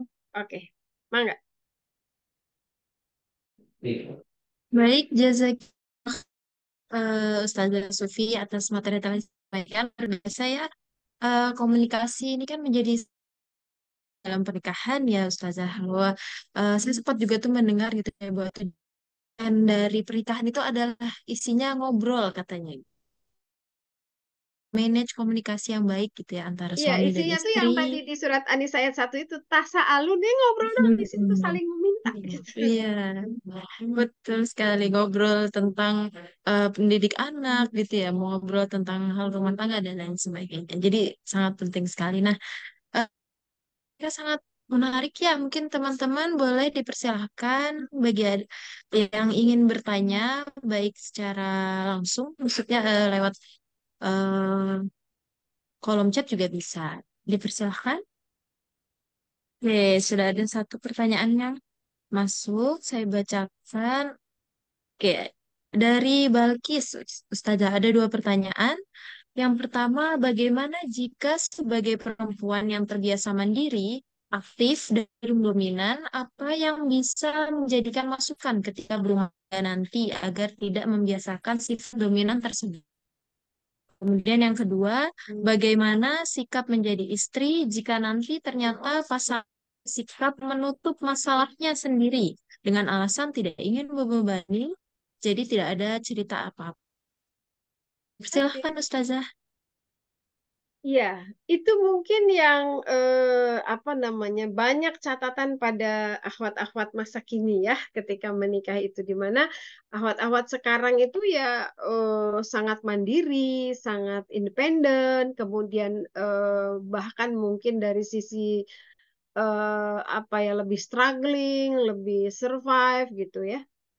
Eh, Kalau saya gini teman-teman sekalian, itu memang bukan perkara yang mudah ya. Bukan perkara yang mudah. Saya, ini mau cerita sedikit boleh nggak? Saya ini dulunya aktivis. Dari sejak SD sampai kuliah saya tuh aktivis dan hampir selalu jadi ketua di setiap komunitas di setiap komunitas saya jadi ketua kelas, jadi ketua OSIS, jadi ketua angkatan gitulah pokoknya jadi ketua-ketua. Sampai sekarang jadi masih jadi ketua-ketua aja. Jadi bawaan pengen mimpinnya gitu, bawaan pengen ngatur dan nggak mau diaturnya tuh kuat banget. Tapi sekali lagi gini, kita tuh nikah tuh bukan supaya apa maunya kita ada, bukan supaya kita memenuhi segala hajat kita, enggak. Pada akhirnya kita menikah itu supaya Allah ridho, supaya Allah puas dengan apa yang kita lakukan. Kalau saya sih itu, Eh, buat saya ini banget berat banget karena karakter saya eh, sangat begitu.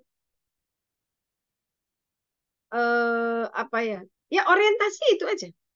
Walaupun kadang-kadang suka gitu ya. Tapi orientasi paling utamanya adalah ridho Allah. Itu aja sih yang membuat kita tuh harus pada akhirnya tunduk. Walaupun nih, ini kan mumpung ada laki-laki ya. Kemarin kan saya sudah jelaskan ya. Jadi ketika kita menyadari, tadi kan kita harus dalam komunikasi itu harus menyadari peran kita ya. Peran perempuan itu ya sebagai makmum. Tapi perhatikan teman-teman sekalian, terutama yang ikhwan ya, fahami bahwa ketika ayatnya bunyinya no, so sorry.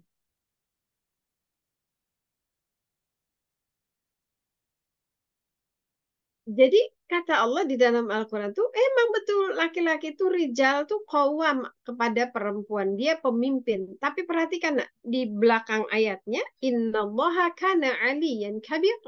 Sesungguhnya Allah lah yang maha besar, yang maha tinggi kedudukannya, maha tinggi kekuasaannya, maha besar kekuasaannya, bukan kamu.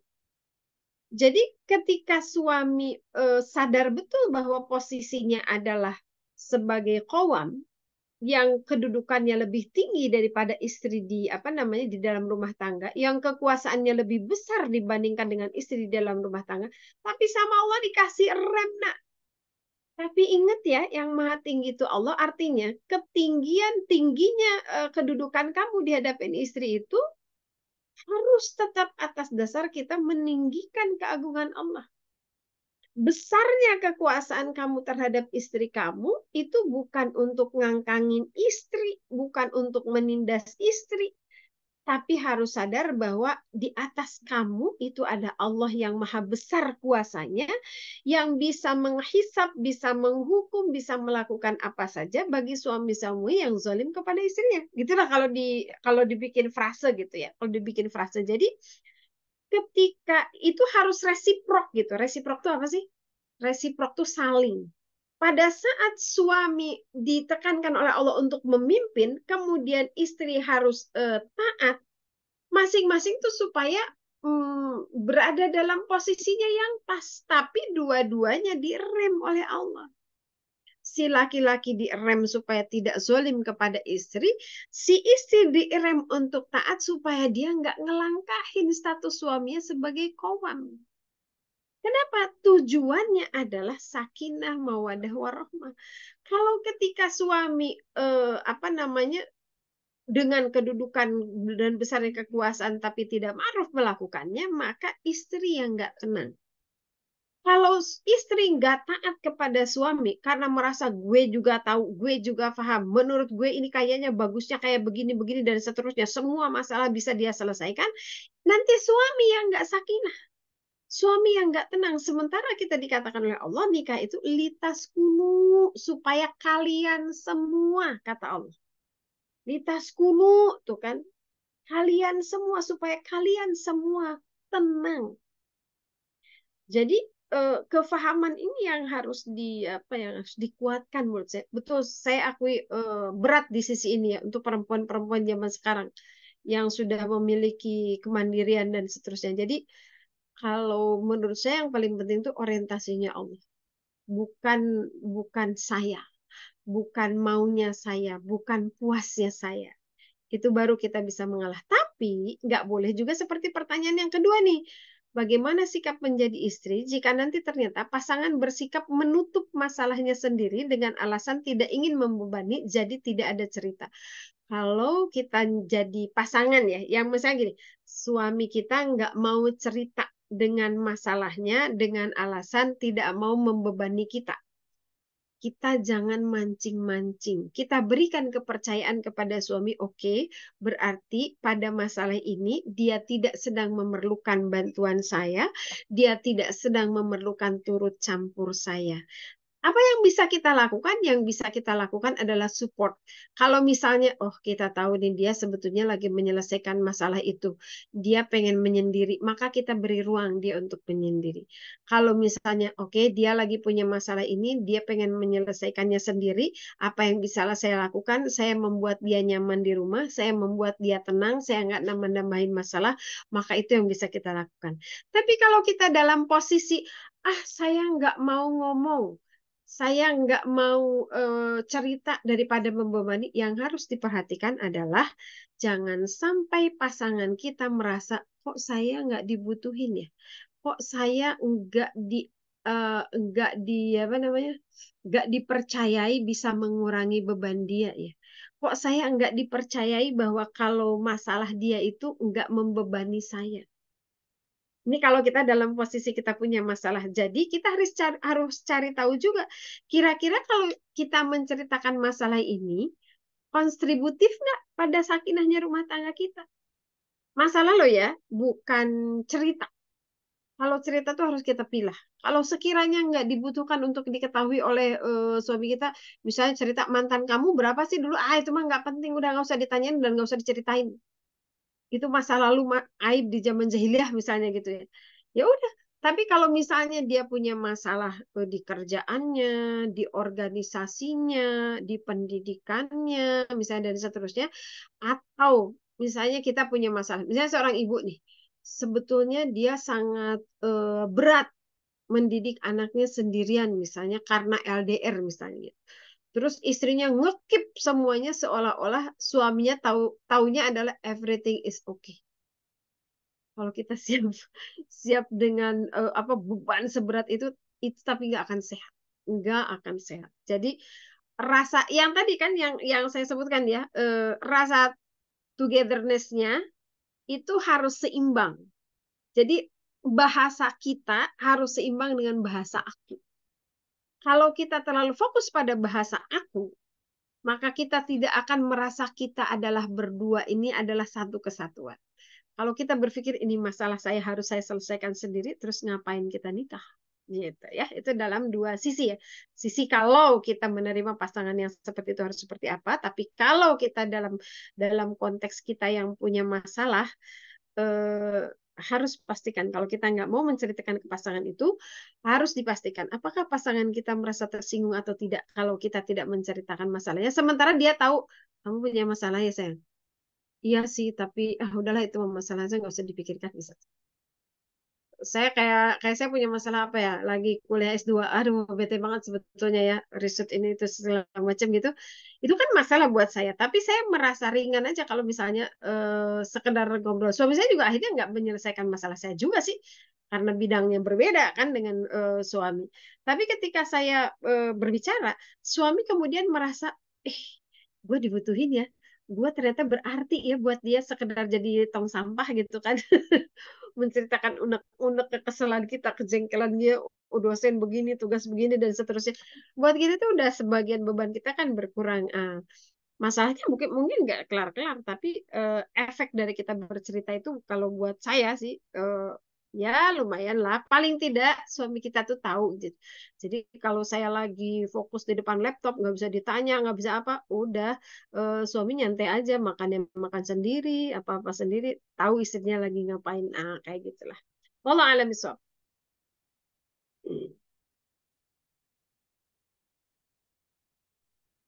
Oke, baik. Terima kasih, Ustazah Sufi. Ada satu lagi pertanyaan, Ustazah.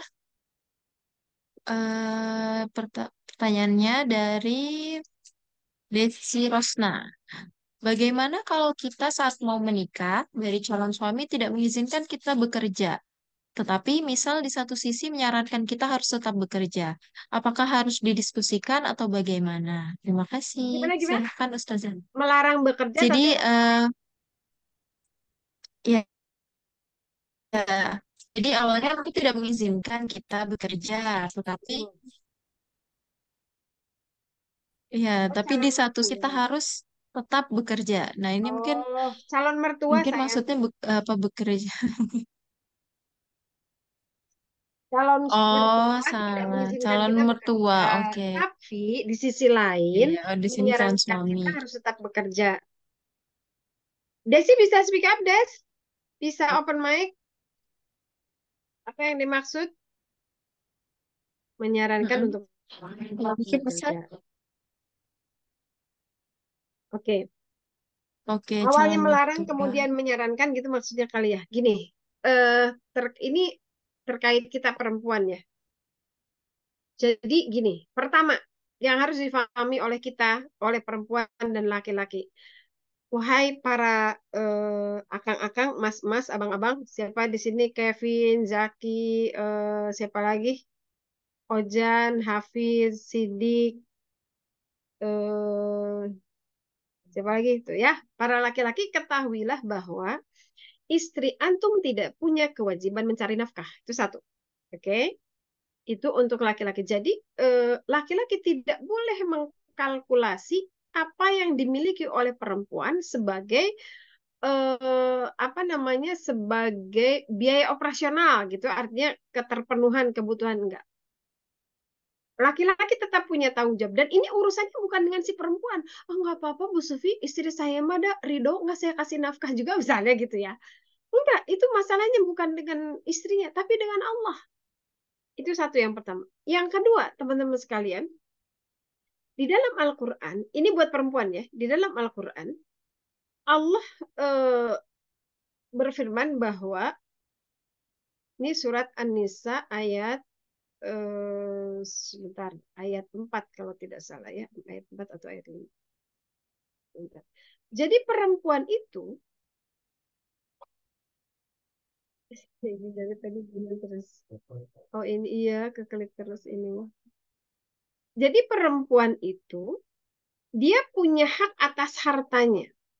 Dia punya hak atas hartanya. Nah, pada satu sebentar di ayat 4 ya, ayat 4. Perempuan itu dia punya hak atas hartanya, tapi kalau dalam kondisi tertentu di ayat 4 ya, berikanlah mas kawin kepada wanita yang kamu nikahi sebagai pemberian dengan penuh kerelaan. Ini berarti kewajiban buat laki-laki untuk memberikan mahar. Kemudian jika mereka menyerahkan kepada kamu sebagian dari mas kawin itu dengan senang hati, maka makanlah, ambillah pemberian itu sebagai makanan yang sedap lagi baik akibatnya. Oke, saya bahas sebentar. Eh, di ayat 4 ini maknanya begini. Kalau dalam kondisi laki-laki itu lemah, mungkin kalau di zaman Rasul kan Abu Darda tuh ya, apa namanya yang dikisahkan itu, eh, karena pasca peperangan, usahanya kan vakum tuh, pasti kehilangan mata pencaharian. Lalu kemudian muncullah ayat tentang kewajiban bersedekah. Istrinya Abu Darda langsung mengambil tabungan perhiasannya dan akan mensedekahkan kepada Rasulullah SAW untuk jihad fisabilillah. Lalu kata Abu Darda, wahai istriku, sebaiknya kamu bersedekah dulu untukku, supaya aku bisa menjalankan kewajibanku menafkahi kamu dan anak-anak. Istrinya Abu Darda merasa bingung, lalu kemudian datang kepada Rasul, ya Rasul, suamiku bilang begini dan begitu, apakah benar? Lalu kata Rasul, benar.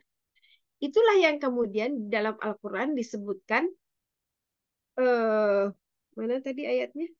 Ini.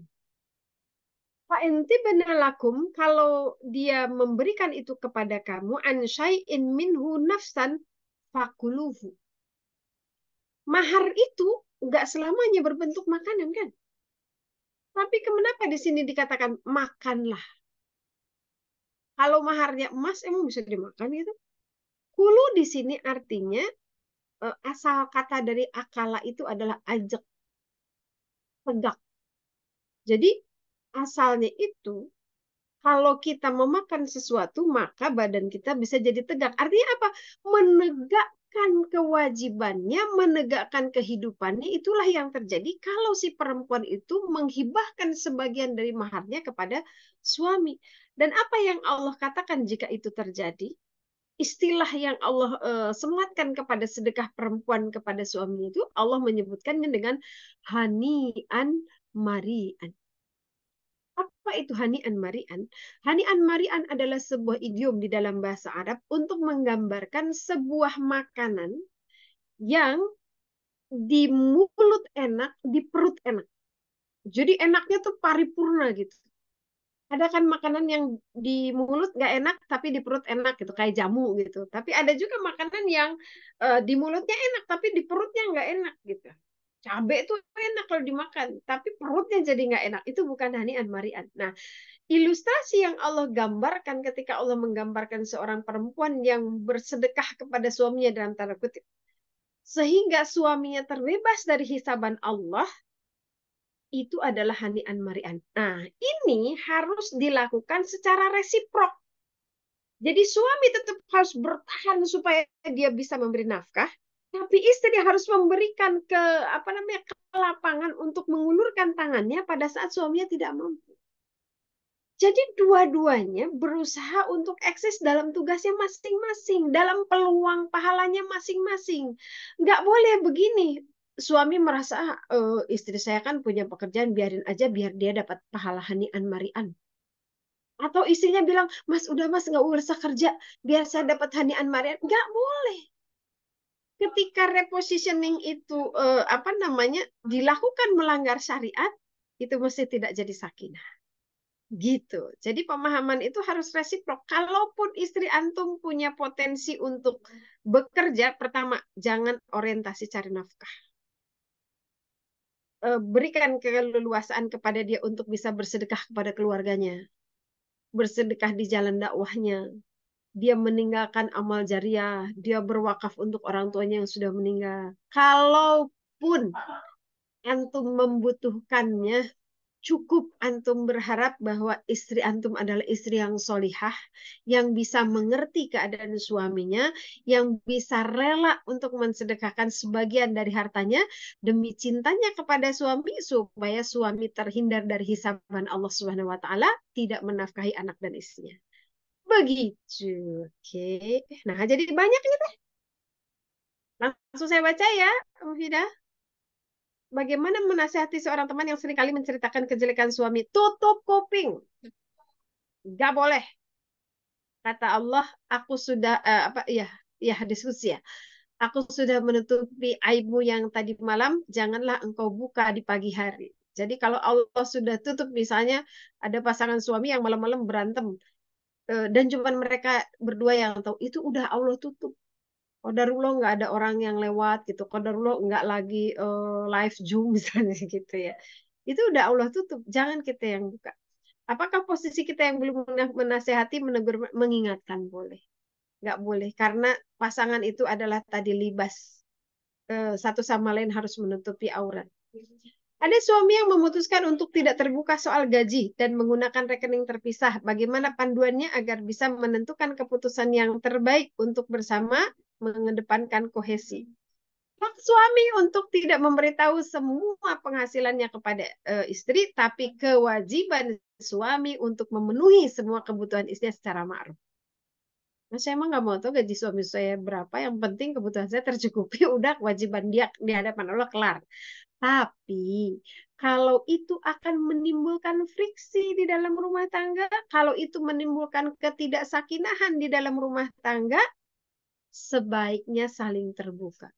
Saya sampai sekarang nggak tahu tuh gaji suami berapa. Pokoknya kalau ngasih uang, ya terima. Nggak ngasih uang, saya bisa ya keluarin udah. Itu udah ya udah kesepakatan bersama gitu aja. Jadi kita nggak overthinking, nggak negative thinking gitu ya udah. Dan emang di dalam Al-Qur'annya itu di surat An-Nisa ayat 34 teman-teman lihat, wa bima fadallallahu anfaqu min amwalihim. Sebagian mengartikan min itu adalah artinya sebagian. Jadi nggak semua gaji suami itu adalah hak kita. Kalau suami kita gajinya misalnya 100 juta gitu ya, amin, takobal ya kali. Lalu kemudian ada yang angkat tangan. Lalu ternyata gitu kebutuhan kita cuma 50 juta gitu. Ya kita nggak usah maksa-maksa nyari tahu itu yang 50 jutanya kemana. Nggak usah. Itu serah dia. Mungkin dia juga mau pengen sedekah, dia pengen ngasih ke orang tuanya, dia juga mungkin pengen beli beli baju yang mahal misalnya. Ya suka-suka dia. Yang penting kewajibannya di hadapan Allah yaitu menafkahi kita dan anak-anak terpenuhi udah. Nggak wajib juga tahu. Tapi sekali lagi ya, kalau misalnya itu menimbulkan potensi ketidaksakinahan, ya apa susahnya sih terbuka? Selama kita juga harus introspeksi mungkin ya, kenapa suami itu tidak mau terbuka? Jangan-jangan gitu kan. Makanya di dalam Al-Quran kan kalau itu muncul dari suami, yang harus islahnya, harus upgrade-nya itu adalah dua-duanya. Jangan-jangan suami itu karena nggak percaya ke kita, misalkan bisa aja ya. Jadi tetap pokoknya harus ngobrol, apapun harus ngobrol. Secara umum kan itu menimbulkan potensi tidak baik ya. Walaupun misalnya kalau kalau saya mah bodo amat lah mau terbuka kayak mau nggak terbuka yang penting saya dipenuhi udah beres. Oke, kemudian mana lagi ya? Oke, Sepertinya sudah, Ustazah. udah Itu semua ya. pertanyaan terakhir. Alhamdulillah. Oh, nih Sudah satu lagi semua nih. terjawab. Satu lagi sayang dari Rizkia. Oh, Eh, jika pendapatan Rizky. jika pendapatan dan pendidikan calon istri lebih tinggi dari calon suami, bagaimana jika keluarga besar tidak setuju, tetapi akhlak calon suami insya Allah baik? Pertama, kalau gadis itu harus nurut sama orang tua, walaupun kita sebagai orang tua tidak boleh memaksakan. Jadi tetap harus resiprok. Anak gadis itu harus taat sama orang tua, tapi orang tua nggak boleh main memaksakan. Itu satu. Jadi kita boleh mencari orang lain misalnya lewat paman, lewat uak, lewat kakek, lewat eyang untuk menyampaikan kepada orang tua kita bahwa walaupun gajinya belum terlalu besar. Kalau saya prinsipnya gini, bukan soal apa yang dia bawa hari ini, tapi apa yang dia akan kejar di hari esok. Nah, walaupun mungkin sekarang dia gajinya baru 10 juta misalnya. Tapi kita lihat dia punya mimpi nggak untuk bisa bersedekah banyak, untuk bisa wakaf jariah banyak. Nah, kalau bersedekahnya banyak, jariahnya banyak kan berarti buat kitanya udah lebih banyak kan gitu. Jadi bukan soal hari ini, tapi dia punya mimpi nggak untuk hari esok. Nah, itu satu ya nak. Jadi tetap harus nurut sama orang tua. Cuman orang tua juga tidak boleh semena-mena kepada anak. Lalu yang kedua, kalaupun kita misalnya merasa yakin setelah kita istikharah, setelah kita membuat analisa SWOT gitulah ya, kita tanya sana sini informasinya bahwa dia ternyata orangnya baik, kemudian agamanya baik, ibadahnya baik, keluarganya baik, tapi gajinya tidak baik, cari dulu tahu itu gajinya kurang itu karena apa. Misalnya gini, sebetulnya dia potensial tahu, oh, ijazahnya ini, pendidikannya ini, dia punya kemampuan ini, tapi orangnya malas misalnya. Nah, kecuali ada aspek itu yang harus kita teliti. Kalau kita semuanya yakin overall adalah baik menurut kita, setelah kita istigharah kepada Allah, maka mintalah kepada Allah. Kalau dia akan baik dunia akhirat kita akan Allah bukakan jalannya. Walladzina jahadu fina lanahdiyanahum subalan. Orang tua yang asalnya tidak setuju dibikin setuju. Orang tua yang asalnya tidak lapang dibikin lapang. Caranya apa? Salat hajat 2 rakaat. Kalau perlu setiap selesai sholat fardu, kita minta pada Allah, ya Allah, sekiranya, nah di dalam doa istikharah itu kan gitu ya, sekiranya keputusan saya, dalam tanda kutip disebutkan, memilih orang ini, adalah baik untuk saya, untuk agama saya, untuk dunia akhirat saya, ya Allah, maka mudahkanlah jalannya. Nah, gitu. Jadi, terus yang paling ini gini, orang tua tuh walau bagaimanapun punya ketajaman pikiran yang lebih daripada kita. Walaupun kita tidak menutup kemungkinan ada orang tua yang matanya tertutup, misalnya yang kelihatannya duit aja gitu, pangkat, jabatan gitu kan. Tidak tertutup untuk itu. Tapi ala kulihal orang tua tuh punya overview yang yang lebih lah ya daripada kita yang belum punya pengalaman. Orang tua tuh ya walaupun mungkin beliau juga mungkin mengalami masa-masa susah, tapi beliau mungkin paham bahwa melewati masa susah tuh nggak gampang, khawatir anaknya nggak kuat kalau kurang makan, kurang ini, kurang itu gitu. Padahal kalau beriman Rasulullah juga kurang gimana ya. Kalau nggak ada makanan tuh Rasulullah sering solusinya ya udah saum aja kan gitu. Kalau mau disimpelin. Tapi orang tua tuh pasti ingin melihat anaknya bahagia. Jadi kalau dalam posisi seperti itu nak, jangan tunjukkan kontroversial dengan orang tua secara vulgar. Tetap hargai karena salah satu rumus dalam berbicara kepada orang tua itu adalah qaulan kariman. Berbicara lalu kemudian orang tua itu merasa dimuliakan. Kalaupun menurut kita benar, mama kan nggak tahu orang itu kayak gimana. Aku yang tahu sehari-hari kan aku yang kenal. Kalau itu teman kamu aku benar. Jangan. Jangan tunjukkan kontroversi kita secara vulgar kepada orang tua. Tetap kita harus memuliakan. Gitu ya, Nak ya. Semoga Allah berikan yang terbaik. Oke, kita tutupi dan kita sudahi sesi ini. Nanti berikutnya insya Allah teman-teman kita akan bertemu dengan Dokter Fenty di sesi kedua. Beliau adalah dokter yang nanti akan berbicara tentang kesehatan reproduksi. Harus gimana sih kalau kita mau nikah gitu? Apa sih yang harus kita jaga di tengah apa namanya hiruk pikuk pergaulan hari ini? Oke, terima kasih teman-teman sekalian. Teh Mufida, sampai di sini dulu mungkin ya. Saya kembalikan kepada moderator Mangga. Oke, baik. Jazakillah khair Ustazah Sufi atas materinya yang Masya Allah ya luar biasa bermanfaat sekali buat kita semuanya. Semoga teman-teman juga semakin termotivasi untuk terus mencari lebih banyak sih. Nah, kita sholat terlebih dahulu sampai jam 15.20. Insya Allah nanti kita akan kembali ke link Zoom ini untuk mendengarkan materi selanjutnya dari Dokter Fenty terkait reproduksi, kesehatan reproduksi. Sorry.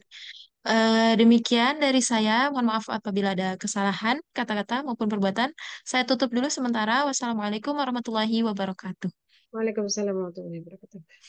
Mbak Mufidah, Waalaikumsalam tadi warahmatullahi yang bertanya Ya, dicatat ya, yang belum iya, dapat buku di antara yang bertanya itu nanti saya kirim ini hadiah buku. Jadi tolong di ini ke admin alamat dan nomor HP-nya nanti saya susulkan hadiahnya. Oke, terima kasih. Mohon maaf lahir batin. Assalamualaikum baik. warahmatullahi wabarakatuh. Waalaikumsalam Waalaikumsalam warahmatullahi warahmatullahi wabarakatuh. wabarakatuh. Jazakillah khair, Ustazah. Jazakallahu khairan, Bu Sufi.